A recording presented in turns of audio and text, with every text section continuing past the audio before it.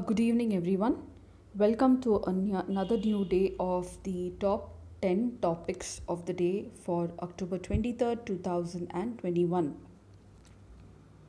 So, let's see what are the top 10 topics of today. The first one being women contribution to the development of agriculture has increased manifold, says Union Minister Kailash Chaudhary while he releases a book on women participation in agriculture startups. So, the gender dimension to agriculture has always been discussed in news and in the government whenever agricultural issues have come up, whether it be MSP or irrigation, production, agriculture activities, agriculture entrepreneurship, startups, etc. So, women have been playing a decisive role in ensuring food security and preserving the local agro biodiversity. Agriculture sector employs 80% of economically active women and they comprise 33% of the agriculture labor force, 48% of the self-employed farmers. So as we can see, women play a big role in agriculture. They are also playing a very big role in agriculture startups. Now, the extent of women participation in agriculture is seen from the census 2011. It says 65% of the total female workers in India are engaged in agriculture. Total of the total cultivators, that is 118.7 million, 30% are female. Of the 143 million agriculture laborers, 42.6, that is nearly half, are women. And in 2001, female agriculture laborers were 21%, which increased to 23% in 2011. So, women play a very active role in pre harvest, post harvest, processing, packaging, marketing of agriculture value chain to increase productivity in agriculture. Therefore, it is important to have a gender specific intervention. Now, the government has realized this and has been taken various steps to help the women, especially empower the women in agriculture sector. They are pushing the agenda of gender mainstreaming in agriculture by ensuring that funds are earmarked for women under various schemes and programs and development interventions. Let us take a look at few steps that the government has been taken in this regard. The Department of Agriculture, Cooperation and Farmers Welfare implements various programs of farmers including women in agriculture sector. 30% of the expenditure are earmarked for women farmers in schemes such as the Submission on Agriculture's Extension, National Food Security Mission, National Mission on Oilseed, Oil Palm, National Mission on Sustainable Agriculture. Mahila Kisan Sashakhtikaran Pariyojana, which is being implemented by the Ministry of Rural Development, is empowering women in agriculture by making investments to enhance their skill sets. ICAR Institute of Women in Agriculture has been at the forefront in undertaking research on the issues affecting women in agriculture. So the focus of the government is especially on formation of women self-help groups, ensuring that women get easy access to finance or loans, women federations, women farmer producer organizations, capacity building interventions, linking them to microcredit, enhancing the access to information and ensuring their representation in decision making bodies at various levels. Moving on to our second important topic of the day is that India UK ties are vital in the coming decades, and this has been said by India and UK while also launching the Roadmap 2030. Now, this statement has been made by the British Foreign Secretary who is on a trip to India named Elizabeth Truss. So, she is on a visit to India. India is a member of the Quad along with the US, Japan, and Australia, while UK is a part of the AUKUS, that is a group of Australia and US which has been recently formed on the lines of Quad. So both the groups are aimed at strengthening the cooperation between the countries in the Indo-Pacific region. During the talks, two sides, that is India and UK, agreed on instituting a India-UK strategic futures foreign track. Now, this is a new dialogue mechanism to foster expert deliberations on strategic links between them. I just have highlighted few important initiatives between India and UK, or what the discussions have been doing around between India and UK. In May 2021, India and UK have launched a roadmap 2030. This is a 10-year roadmap to boost cooperation in areas such as defense, security, and healthcare. An enhanced trade partnership was announced at the virtual summit between the two prime ministers. They also underlined the need for launching an FTA negotiations at the earliest and are planning for a launch of interim agreement very soon. They also agreed to strengthen their cooperation in West Asia, Indo-Pacific, on counter-terrorism and radical extremism, along with challenges of cybersecurity domain. Now, both are discussing the migration and mobility partnership, which is catering to students and professionals, and also a global innovation partnership, which will lead to India and UK to cooperate in the innovation sector. There is a change in the way UK is planning to deal with India after the Brexit. And now the next meeting between the two countries will happen on the lines of the COP26 United Nations Climate Change Conference, which is going to be held at Glasgow, Scotland. So until then, I think we need to wait and watch whatever further discussions will be taken forward in the above FTA negotiations, mobility and migration partnership, global innovation partnership, etc., and where the roadmap 2030 is heading to. The third most important topic is amended telegraph right of way rules notified. Right of way rules notified by for the telegraph is regarding the digital infrastructure and the telegraph lines which are laid down. So these rules basically aim at relaxing the rollout fees and documentation. These rules will ease the right of way related to permission and procedures for establishing the digital infrastructure. It will ease right of way related permission for establishing digital communications infrastructure. This is related to compensation and uniform procedure for establishing the overground telegraph line, which is important for telecommunication and broadband services. Now, under the rules, an amount of one-time compensation for establishment of overground telegraph line will be maximum of 1,000 per kilometer.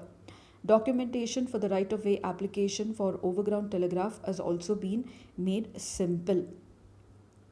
It is said that there will be no additional administrative fee and restoration charges for establishing of telegraph infrastructure. Now, the optical fiber infrastructure is fundamental for both mobile and fixed broadband networks, and its rollout is important for improving the throughput. The faster development of digital infrastructure will bridge the rural-urban divide and the rich and poor divide. Also, e-governance, financial inclusion, and ease of doing business. Digital infrastructure is very important, and this has been seen during the COVID-19, especially in the rural areas where the lack of such infrastructure hurt the students who had to attend online classes. So, moving forward, the fifth most important topic is India's concerns over food security, protecting the fisheries will be heard, says the WTO Director General. Now, the WTO Director General Okonjo Iweala was on a visit to India. This is the first visit of her and assumes significance in the backdrop of the WTO 12th Ministerial Conference, which is going to kickstart at the end of next month. So, India has concerns about food security and the fisheries subsidies, and this was said to the Director General. These two are long pending issues between the India and WTO. Now, the creation of fisheries subsidies discipline has been a subject of since the Doha development round, since its launch in 2001, and has pending since then. India also recently submitted a proposal on an agreement of fisheries subsidies that says that the country is engaged in distinct water fishing, which goes beyond the natural geographical area and comes into other territorial areas, should be stopped giving subsidies in areas beyond their exclusive economic zones. It means that the fisheries or the fishermen who are taking part in fisheries beyond the territorial areas of a country and moving on to territorial regions of other countries, the governments of those the governments in that country should stop giving the subsidies to such fishermen or the fisheries. India has called for reduction in the fishing capacities of the countries. It has also submitted a proposal to the country saying that developing countries not engaged in distant water fishing should be exempted from the overfishing subsidy prohibitions for 25 years. Now, India wants WTO to take initiatives to ask the countries to eliminate subsidies for illegal, unreported, unregulated fishing and prohibit certain forms of fisheries subsidies.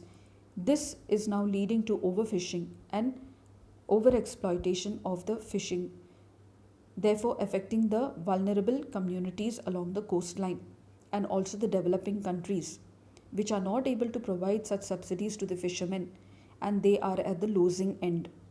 Now, the United Nations Food and Agriculture Organization has said that fishing stocks are at a risk of collapsing in many parts of the world due to overexploitation. It is estimated that 34% of the global stocks are overfished compared to 10% in 1974. Declining fishing stocks threaten to worsen poverty and endanger the coastal communities, and India has a concern regarding this because of its long coastline of 7,500 meters kilometers and lakhs of families which are dependent on fishing. The problem is very often state funding keeps such unprofitable fishing fleets at sea. The mandate from the Ministerial Conference of 11 and under the Sustainable Development Target of 14.6 negotiators, they were given the task of securing an agreement on eliminating such subsidies for unregulated fishing. India also was keen on finalizing a fisheries subsidies agreement at WTO, but then it said that some countries who are offering such irrational subsidies to their fishermen who are fishing in illegal areas and illegal waters will be unbalanced and therefore has moved back from a fisheries agreement. Now, India is asking the WTO to address these concerns so that the developing countries and the poor fishermen are not at losing end. The sixth most important topic is government notifies PLI scheme guidelines for specialty steel. Now, this program for the specialty steel was already notified in July 29, 2021. Specialty steel is used in various strategic areas such as defense, space, power, automobile, and specialized capital goods. It is a value added steel where the normal finished steel is coated, plated, there is heat treatment, and it is converted into high value steel. So, the PLI scheme, as we have seen, has been launched for various sectors. Almost 13 sectors have this PLI scheme now. So, one of them is specialty steel. It is being promoted by the government to promote manufacturing of specialty steel grades within the country and providing financial incentives to the tune of rupees 6,322 crore rupees. Now, the scheme, I must tell you, is for 5 years, and the 5 categories of specialty steel that which have been chosen for PLI scheme are coated or plated steel products, high strength wear resistant steel products, specialty rails, alloy steel products, steel wires, and electric steel. The government intends to reduce its imports in this area, promote local manufacturing of these goods in the country, and increase the exports. So, it is expected that the specialty steel production will become 42 million tons by end of 2026-27, and it will ensure 2.5 lakh crores worth specialty steel will be produced and consumed in the country, which otherwise would have been imported. Now, this will lead to decrease in imports, as I have said before. The export of specialty steel with this program will become 5.5 million tons as against 1.7 million tons, and also it will bring a forex of 33,000 crore rupees to the government. So the specialty steel PLI scheme for this sector will be beneficial to this sector of the economy, and especially other related industries which are dependent on specialty steel, as there will be local manufacturing of this specialty steel in the country. The seventh most important topic is that government notifies 7 integrated textile parks. So as you've seen that it is important in your GS paper 3.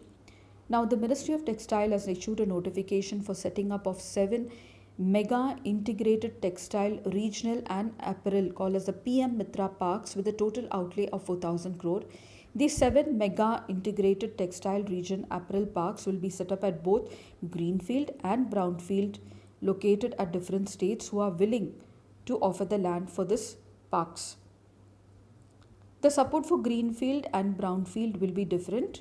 The Government of India support for greenfield parks will be 30% of the project cost with a cap of 500 crore, and for the brownfield parks it will be 30% of the project cost with a limit of 200 crore. The state government will provide a 1000-acre land for development of this estate. Now, the PM Mitra Park will be developed by a special purpose vehicle which will be owned by the state government and Government of India in a public private partnership. It is envisaged to help India in achieving the United Nations Sustainable Development Goal 9 of building a resilient infrastructure and promoting sustainable industrialization and fostering innovation. It is inspired by the 5F vision of the Prime Minister Modi, that is from farm to fiber, fiber to factory, factory to fashion, and fashion to foreign. The world class industrial infrastructure will attract cutting edge technology and boost FDI in local investment. The speciality of the scheme is that it will offer an opportunity to create an integrated textile value chain, right from spinning, weaving, processing, dyeing, and printing to garment manufacturing at the single location. And this will reduce the logistic cost of the industry, and it will give an integrated value chain at one single location. It will generate employment of approximately 1 lakh direct, 2 lakh indirect employment per park. Several states that have already textile industries which are developed, such as Tamil Nadu, Punjab, Odisha, Andhra Pradesh, Gujarat, Rajasthan, Assam, Karnataka, Madhya Pradesh, Telangana, have expressed interest. However, the sites for the PM Mitra parks will be selected by a challenge method based on objective criteria. The eighth important topic is that Kerala floods and the CAG alarm bell that went unheeded. So, as we know that Kerala has been reeling under the brunt of floods related to rainfall, excessive rainfall, and even now, presently in the month of October, the state has experienced devastating floods, thereby leading to lakhs of people homeless and damage to infrastructure, homes, etc. In this relation itself, a recent news has come out today which says that the CAG has already flagged such concerns and has given a warning previously in a 2016 report which went unheeded, and it was never tabled in the assembly. The opposition has been raising questions as to why the CAG report has not been tabled in the assembly, as it would have been a warning, and especially a warning to the state before the state could experience such devastating floods. Now, the CAG office said about the disastrous implications of environmental degradation due to unchecked and illegal construction activities in the state. The CAG asked the state government to investigate in the lapse of the State Pollution Control Board and the local self government for not initiating legal action against environmental clearance violations. Now, these violations have taken place between 2006 and 2013, which is a really long period of time, sufficient to provide the damage that the state is now presently undergoing. The report had details of serious violations of environmental and coastal protection laws. It could have helped in creating awareness and equipping the public with the floods who have been devastated by the 2018 floods, 19 floods, and now presently 2021.